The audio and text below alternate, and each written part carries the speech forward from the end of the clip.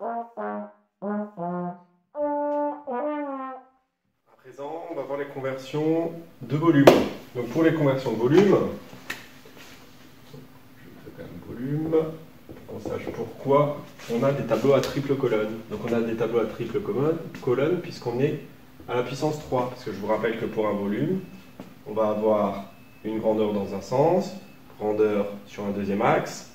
Là, on sera sur une surface, donc ce sera un tableau à double colonne avec des carrés.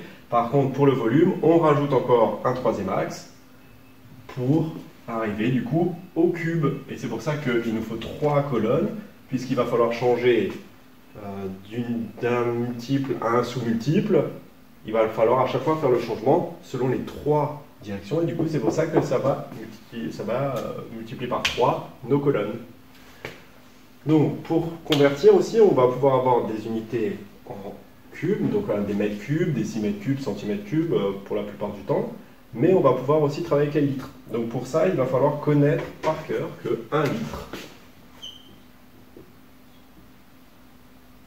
c'est égal à 1 décimètre cube.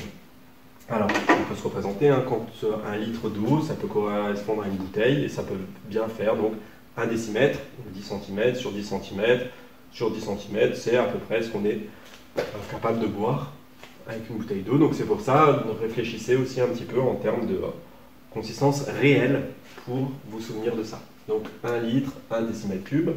Donc ça veut dire que ici, je vais pouvoir mettre mes litres. Par contre, là, on n'a pas de puissance 3. Donc ça veut dire que dans chacune des colonnes, on va pouvoir mettre les sous-multiples du litre. Donc décalitre, hectolitre, kilolitre.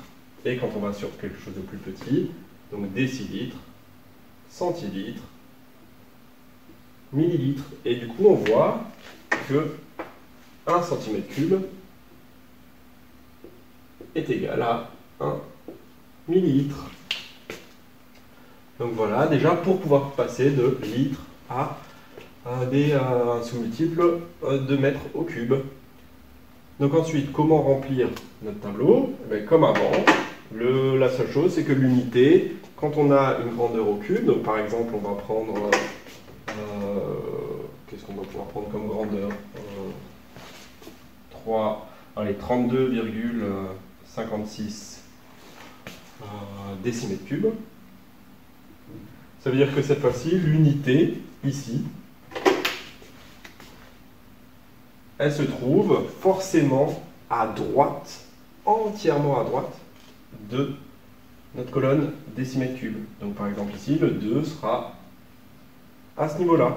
Donc on aura 32,56. Et ensuite, comme avant, on complète notre tableau, si on raisonne juste avec un tableau. Et du coup, ça veut dire que par exemple, si on veut en centimètres cubes, il ne faut pas qu'on s'arrête à la première colonne ni à la deuxième, il va falloir qu'on aille jusqu'à cet endroit-là. Donc à droite, ici, de notre colonne centimètres cubes. Donc par exemple, ici, ça nous ferait 32 560 centimètres cubes.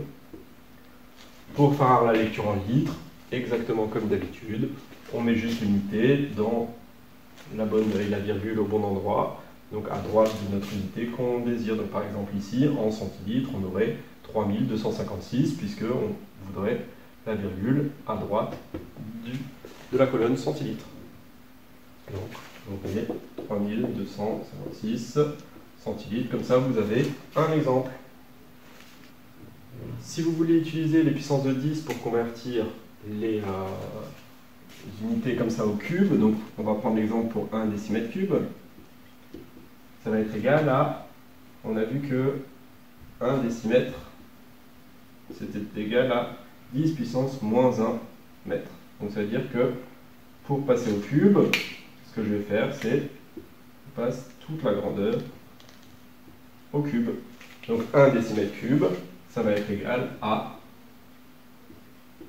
10 puissance moins 1 à la puissance 3, donc 10 puissance moins 3 mètres cubes. Et on n'oublie pas le cube sur l'unité aussi. Ça se limite aux puissances de 10 dans l'écriture scientifique. C'est-à-dire que par exemple, si on prend un exemple, 36,7